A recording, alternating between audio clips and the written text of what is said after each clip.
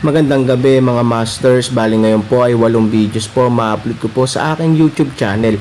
Tama nga mga masters, 8 videos nga po ma-upload ko. Yon, what's up mga masters? Nandito na naman tayo sa panibagong araw, panibagong kabanata na naman ang pagsasama-samahan natin ngayon guys.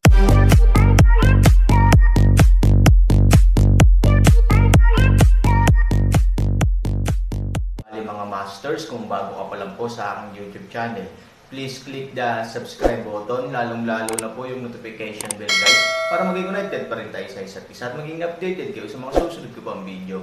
Bali mga masters, bago natin umpisahan ng kwento ay mag-shoutout po muna tayo para sa mga solid nating tagapakinig. Shoutout kay Raimundo Dayundon at shoutout kay Solar Planet YT. Yun na nga mga masters, no? Bali hindi na ito patagalin. In 3, 2, 1, let's go!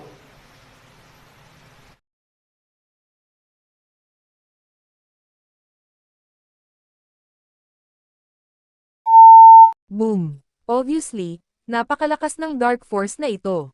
Nais ng 7 halimaw na gamitin ang kanilang mga paa upang patatagin ang kanilang katawan, ngunit sa sandaling sinubukan nilang magtrabaho ng husto, ang malakas na paatras na puwersa ay agad na pumutok sa lupa. Mahigpit, ang katawan ng 7 halimaw ay parang tinulak ng kung sino, at lumipad sila palayo sa mesa ng Kyuso. Sa tansya ni Chen Shiman, maari niyang baligtarin ang mga taong nataman ng Aaron at saktan ang mga taong may sirang mesa. Kung tutusin, napakalakas ng dark strength niya at very mature ang husay niya sa paggamit ng puwersa. Kaya lang, ang hakbang na ito ay masyadong nakakatawa para sa Aaron. Sa paglipad ng katawan ng 7 halimaw, maraming tao ang nagulat na bamuka ang kanilang mga bibig sa oras na ito, at ang ilan ay nakapikit pa nga ng diretsyo. Ang 6 pang halimaw ay tumayo mula sa kanilang mga upuan, ngunit huli na para tulungan ang 7 halimaw. Ngunit, ang 7 kakaibang amo, na tila may napakagandang momentum, ay hindi binasag ang Aaron doon.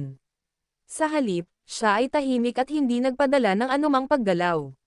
Sa harap ng 7 kakaibang amo, hindi man lang naguguluhan ang Aaron. Dahan-dahan niyang dinadala ang tsaa sa mesa, at saka dahan-daang humigop. Pagkatapos uminom, inilagay niya ang bowl sa mesa, kinuha ang teapot, at dahan-daang nilagyan ng tubig. Ngunit dahil sa pagkilos na ito, bahagyang tumaas ang siko ni Aaron. Ngunit dahil lang sa arm shaft na ito, ang katawan ng amo ng 7 halimaw ay biglang tumama dito, at ang malakas na momentum ay biglang nawala.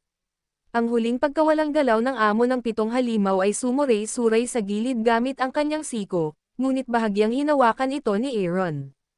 Sa oras na ito, itinaas ni Aaron ang ibinuhos na tsaa gamit ang kanyang kabilang kamay at marahan itong ininom.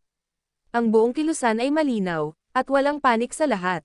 Mas mabuti pang 2 taong nag-aaway na mag-isa na walang pakialam sa buong restaurant sa mga oras na ito.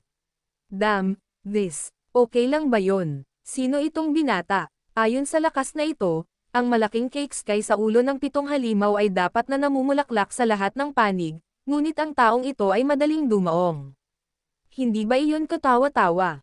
There's something at the head of the 7 monsters.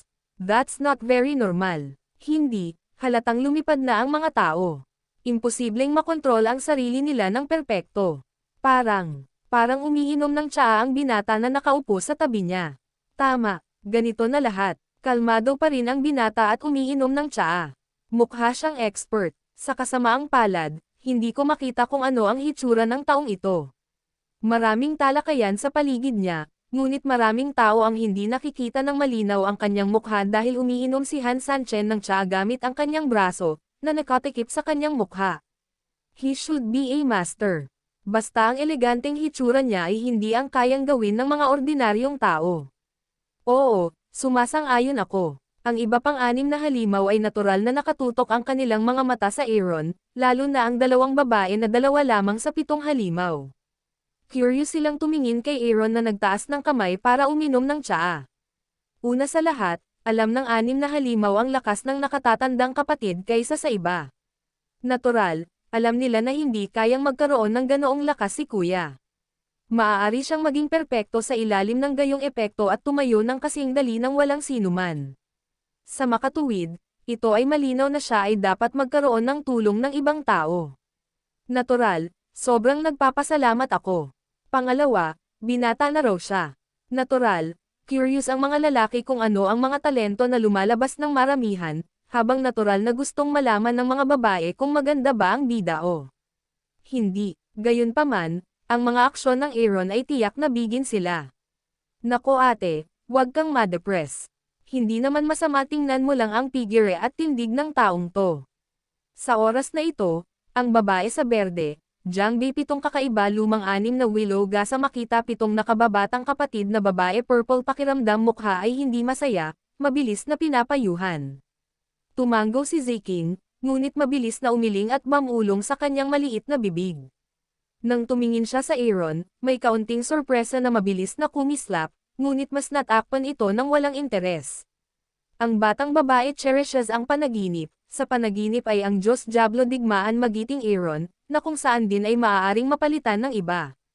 Ngunit sa oras na ito, si Chen Shiman ay nagngangalit ang kanyang mga ngipin. Para magpakitang gilas, gusto kong sigawan at inggitan ng lahat, pero ang hindi ko inaasahan ay nagugutom ako, pero inagawan ako ng limelight ng binata.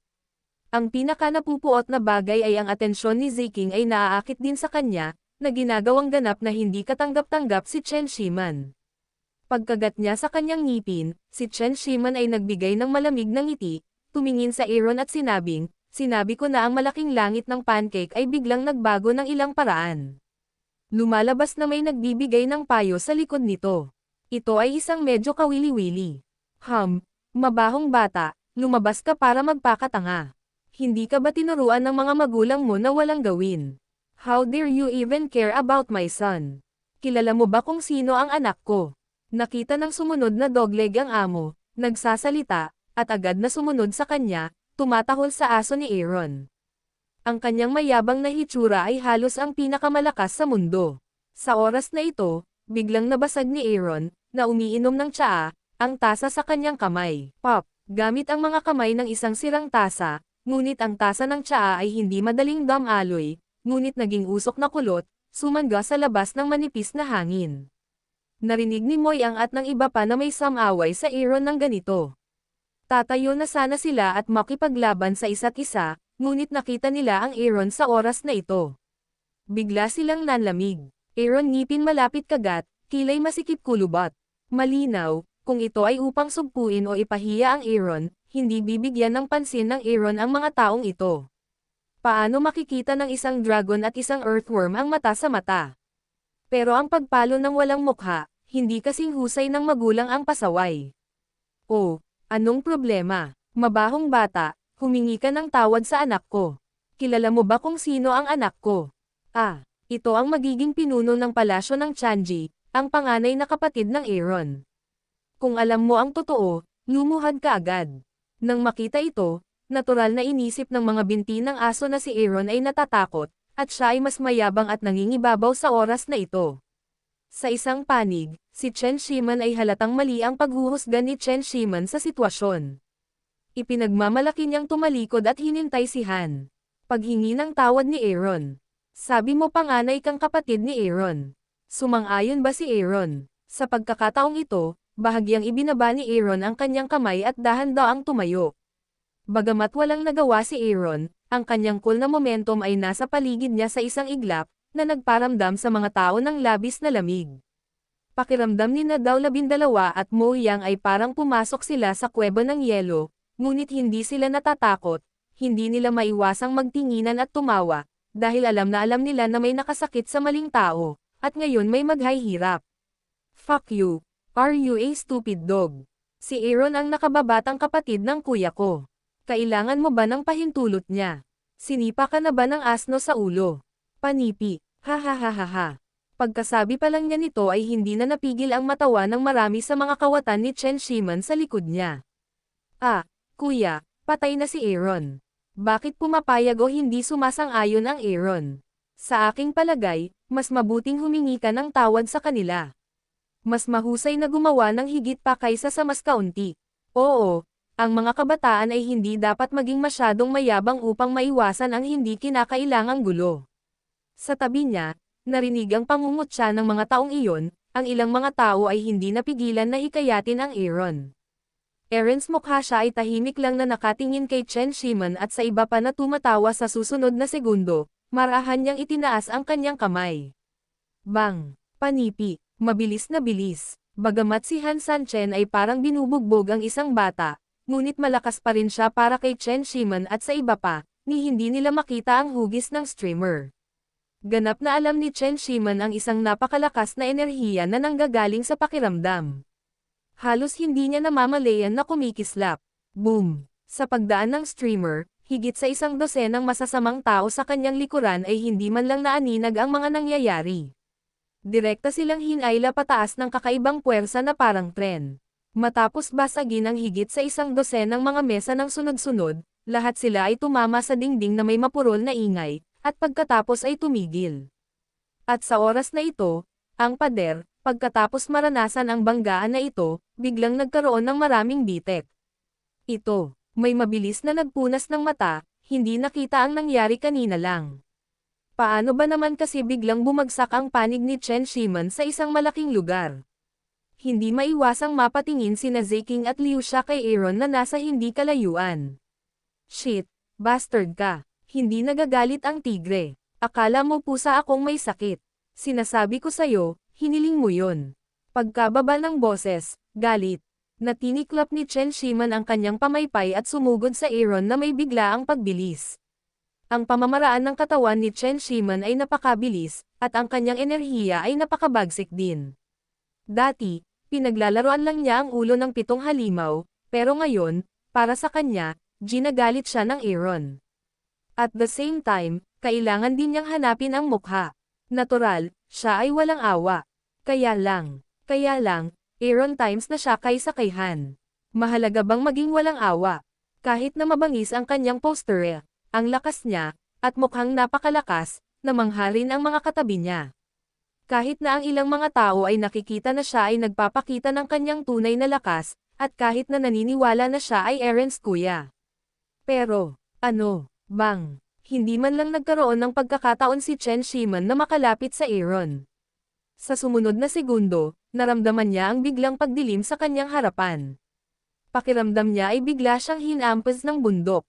Nagkaroon ng malakas na ingay, at pagkatapos ay ang buong katawan ay lumipad palabas. Boom! Sa ilalim ng kanyang pambobomba, biglang gumuho ang isang mesa. Mabilis na nagpumiglas si Chen Shiman na bumangon, ngunit nang tatayo na siya, hindi siya nakatiis at kalahating lumuhad sa lupa. Ikaw, damn you, you dare to beat my son. Damn you, hindi ka mamamatay, di ba? Kung may binhi ka, ibibigay mo sa akin ang pangalan mo.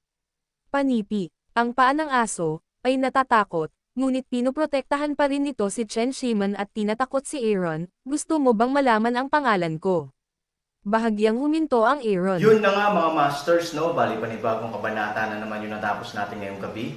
Muli, maraming salamat po.